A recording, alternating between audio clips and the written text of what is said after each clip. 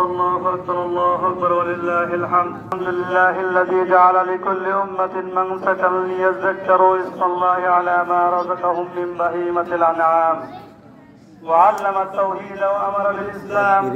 الله أكبر لا إله إلا الله والله أكبر ولله الحمد.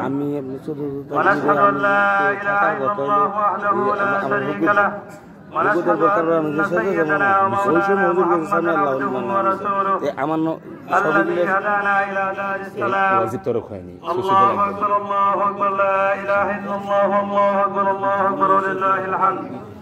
صلى الله عليه وعلى آله وأصحابه الذين قاموا بإقامة الأحكام وبذلوا أنفسهم وأموالهم في سبيل الله وينالهم من كرام، وسلم تسليما كثيرا. الله أكبر لا إله إلا الله والله أكبر ولله الحمد.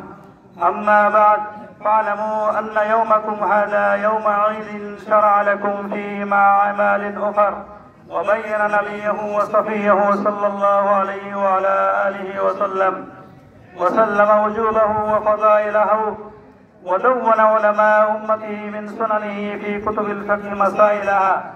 الله أكبر لا إله إلا الله والله أكبر ولله الحمد. فقد قال عليه الصلاة والسلام: ما من عمل ابن آدم من عمل يوم النحر أحب إلى الله من إحراق الدم، وإنه ليأتي يوم القيامة بقرونها وشعارها وأزلافها، وإن الدم ليقع من الله بمكان قبل أن يقع بالأرض، فطيبوا بها نفسا.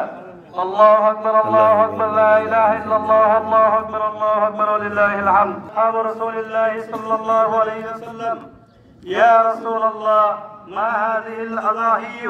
قال: سنة أبيكم إبراهيم عليه السلام. قالوا: فما لنا فيها يا رسول الله؟ قال: بكل شعرة حسنة. قالوا: فالصوف يا رسول الله؟ قال: وبكل شعرة من الصوف حسنة. الله أكبر لا إله إلا الله والله أكبر ولله الحمد. وقال عليه الصلاة والسلام: من وجد ساعة لأن يضحي فلم يضحي فلا يحضر مصلانا. الله أكبر لا إله إلا الله والله أكبر ولله الحمد. وقال ابن عمر: الأضاحي يومان بعد يوم الأضحى. وعن علي رضي الله عنه مثله. وهذا بعض من الفضائل، وتعلموا من العلماء المسائل. أعوذ بالله من الشيطان الرجيم. لن ينال الله لحومها ولا دماؤها ولكن يناله التقوى منكم، كذلك سخرها لكم لتكبروا الله على ما هداكم وبشر المحسنين.